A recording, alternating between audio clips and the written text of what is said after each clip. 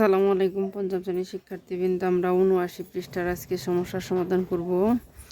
2 litre ফলের রস 5 জন শিক্ষার্থীর মধ্যে সমানভাবে ভাগ করে দিলে প্রত্যেক শিক্ষার্থী কত লিটার রস পাবে।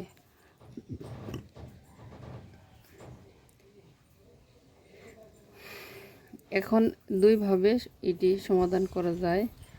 যেমন 5 জন শিক্ষার্থী, গাণিতিক বাক্য যদি আমরা লিখি যে 2/5 সমান কত। এখন এই কতটাই হচ্ছে আমাদের গাণিতিক বাক্য রসের লিটার। আমাদের এখানে কিন্তু অলরেডি দেওয়া আছে যে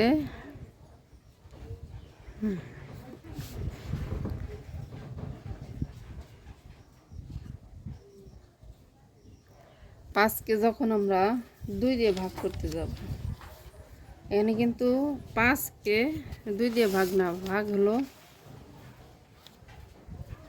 2কে 5 দিয়ে। 2কে কত দিয়ে? 5 দিয়ে। তাহলে 2/5। 5কে আমরা 2 দিয়ে ভাগ করি, তাহলে 5 2-এর মধ্যে যায় না। 5কে 2-এর মধ্যে যায় না, এই জন্য পড়লে একটা 0। কতবার যায়? 0 বার যায়। 2 যায় না, এই জন্য দিলাম একটা দশমিক। 2 কেটে আনলাম, নিলাম একটা 0। কয়বার যায়? 4 বার যায়। 4 পাঁচে 20। এটাই হলো এই অঙ্কের নিয়ম। আর আমাদের এখানে দেওয়া আছে যে কতবার এই সেই কয় লিটার ফলের রস আছে? 0.4 লিটার। 0.4 লিটার। এখন এটা কেন হইল?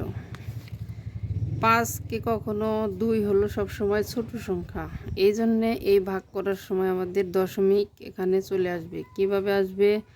5 যখন 2-এর মধ্যে ভাগ করা যায় কতবার যায়? 0 বার যায়। 0 দিয়ে দিলাম। এখন বিয়োগ করার ফলে বাসে আমার কত? 2। আবার কিন্তু সেম আসে, সেই জন্যে একটা দশমিক দিয়ে দিলাম। দশমিক দেওয়ার পরে আমার যে পর্যন্ত সবগুলো সংখ্যা মিলে যাবে এ পর্যন্ত আমরা সংখ্যা নিতে থাকবো। যদি এখানে না মিলতো তাহলে আরও সংখ্যা নিতে পারতাম, আরও শূন্য নিতে পারতাম। যেহেতু আমাদের 4-এর ঘরে মিলে গেছে, সেই হিসেবে আমরা এখানে যদি 3 থাকতো, সাপোজ এখানে কত আছে,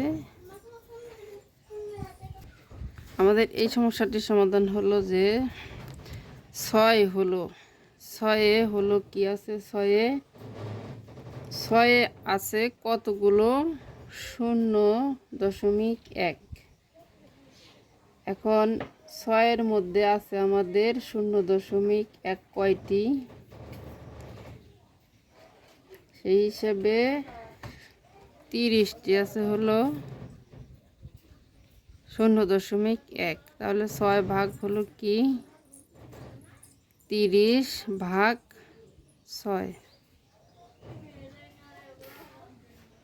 0.5।